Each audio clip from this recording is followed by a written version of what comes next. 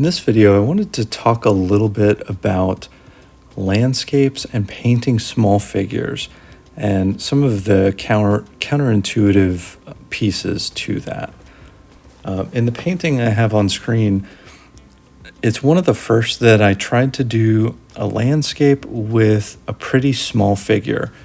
I really like doing portrait paintings, so for me, a lot of the fun of painting is getting the facial details and getting to work on that and practice that.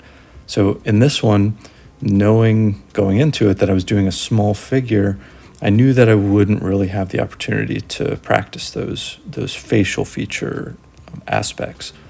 But really the point of this was to practice the landscape itself, which is a weakness for me. So I opted for the small figure, and I found some aspects of it are kind of counterintuitive. One is, and I guess this is the biggest one, is I have an instinct to try to get as close as I can to the painting surface so that I can really hone in on details. But I'm starting to think that that is not actually the best way to do this, that really what you want to try to do, particularly in kind of an impressionist-like style, is you want to give the suggestions of features. And I have heard other painters, like watching YouTube videos of experts, they've mentioned how important it is to stand back from the painting, that you don't want to be close. You want to get yourself far back and extend your arm so you can see the full scope of the painting. I've heard that more than once. It's something that I try to do sometimes when I'm working on a portrait. But I found that actually really helped with this one, is moving back and trying to just piece in the blocks. I kept wanting to move my face closer, but I fought the urge as much as I could.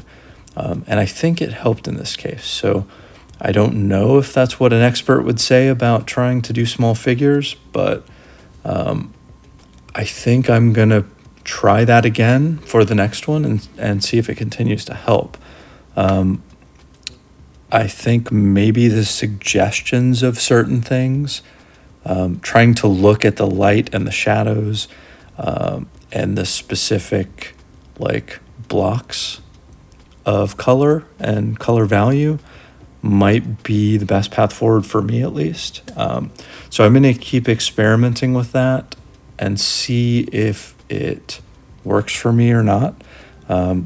That's actually, for me, a large part of painting is trying different things, testing them out, seeing if they work, and if they don't, trying something else.